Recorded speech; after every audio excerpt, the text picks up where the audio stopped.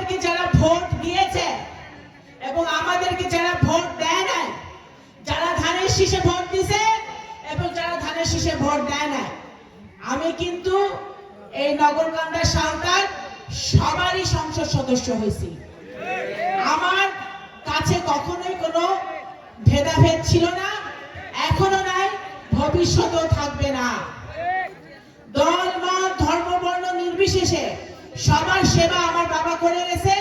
ইনশাআল্লাহ আমাকে যতদিন আল্লাহ তৌফিক দিছে, আপনারা যদি সহায় হন, আল্লাহ যদি সহায় হয়, আপনারা শুধু এতটুকু দোয়া করেন যেন আমাকে যেন আল্লাহ সেই তৌফিক দেয়, আমি সেই সেবাটা আপনাদের জন্য করে যাব ইনশাআল্লাহ। আমি চেষ্টা করছি, আমি কৃতজ্ঞ মাননীয় প্রধানমন্ত্রীর কাছে যে উনি আমাকে একটি দায়িত্ব দিয়েছেন। এই দায়িত্ব যেন আমি পুঙ্খানুপুঙ্খরূপে পালন করতে পারি, সততার সাথে পালন করতে পারি, সেটাও আপনারা আমার জন্য দোয়া করবেন।